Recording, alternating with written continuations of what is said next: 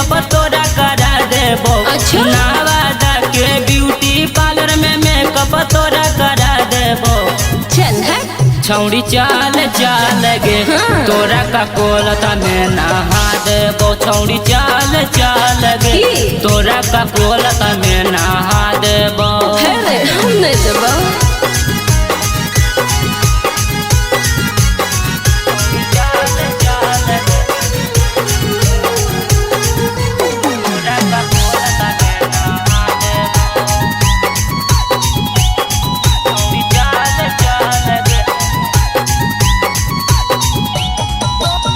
ये महीना के बाद गे छौड़ी हो जैतौ तोर शादी।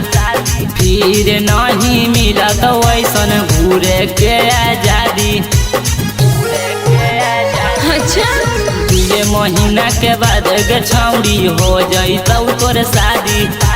फिर नहीं मिलत वैसन घूरे के आजादी।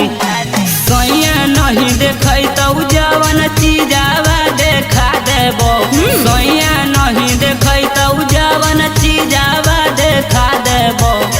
अच्छा छौड़ी चल चल गे तोरा का कोलता में नहा देबो। छौड़ी चल चल गे अच्छा तोरा का कोलता में नहा देबो। ओहो रिकॉर्डिंग बाय अवारा म्यूजिक नवादा।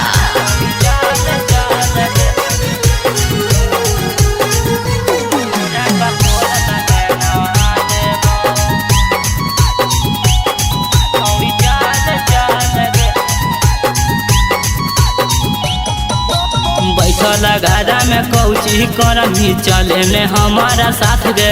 हाँ। ठंडा पानी में दोनों नहाई जोड़ी के हाथे में हाथ गे।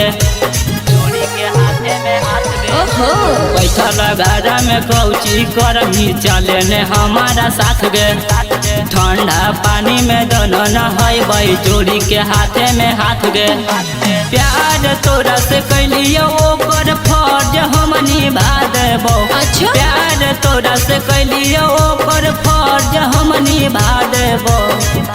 चल है छौड़ी चल चल गे तोरा का कोलता में नहा देबो। छौड़ी चल चल गे तोरा का कोलता